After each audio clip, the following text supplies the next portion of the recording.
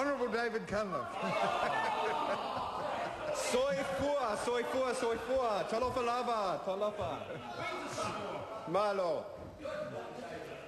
Mr. Chairman, it's with some sadness, but despite your obvious generosity, that I rise to speak on the issue of local boards in the Auckland Super City debate. Sir, it's been my privilege to represent the New Lynn electorate as part of a wider group of strong Auckland communities. Communities like Blockhouse Bay, communities like Avondale, Glenavon, New Lynn, Titirangi, Huia Cornwallis, Langholm, Pardo, Cornini, Codylands, Gleneden, Kelston. Communities, sir, where people know each other, where people have spent a long time rather than moving through, as they often do, in the centre of Auckland. Communities where there are good Kiwi families who've worked hard to bring up their kids. Communities that built the Kiwi dream. Communities, sir, where people work in their PTAs, work on their school boards, work in their service clubs, are members of their RSAs, special plug for New Lynn and Titirangi RSAs, members of their sports clubs like the Glenora Bears or Suburbs Rugby that it's my pleasure to be patron of, groups like the conservation boards like the Waitakere Rangers Protection Society, Forest and Bird, the Langholm Community Association and many, many others, because Westies care about their communities, sir. And the same people who've grown up in the community sector, that rich tapestry of Kiwis helping Kiwis, have also given of their time and their passion to build their communities through the community boards. That is until now. Because the word on the street in my part of town is that those same hard-working New Zealanders just don't know what these local boards are really going to be able to do.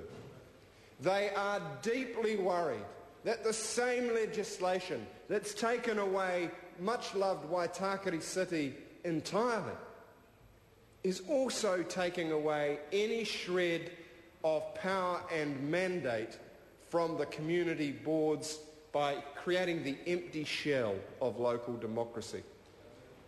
That at least was the case until the Honourable George Hawken and the hard-working Phil Twyford MP got to work on this campaign, and it is with some pleasure, although some sadness, that I note the Minister has agreed to adopt the Honourable George Hawken's bill, which guarantees minimum powers and standards for local boards. But the question, sir, is why now? If the government were sincere, sir, about promoting local democracy, why wouldn't those minimum powers have been set out from the outset? So the reality is that the same people that have been committed to our community boards are now asking themselves, why bother? Little wonder, sir, that the polls show an overwhelming majority of Aucklanders oppose this legislation, oppose the super city, oppose the corporate takeover, oppose the divestment of billions of dollars of Aucklanders' assets, oppose the appointment of CCOs largely by Mr Hyde himself, by fiat from Wellington, rather than by the democratic expression of Aucklanders through their community boards, through their council, through their regional arrangements to hold their representatives accountable. People resent it, sir.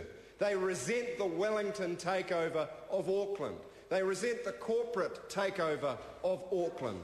And they resent the fact that all they're left with is local boards that are a hollow shell, something like the cocoon of a butterfly after the butterfly's flown.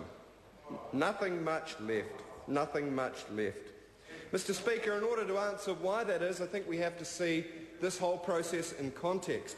What was the original problem that these reforms were designed to solve? Well, frankly, sir, it was about some lack of coordination at the regional level to deliver regional services like transport and water.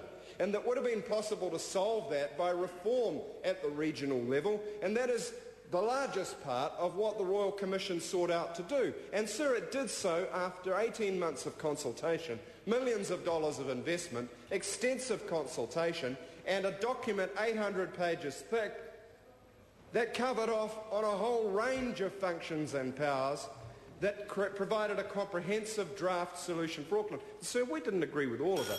Mr. Chairman.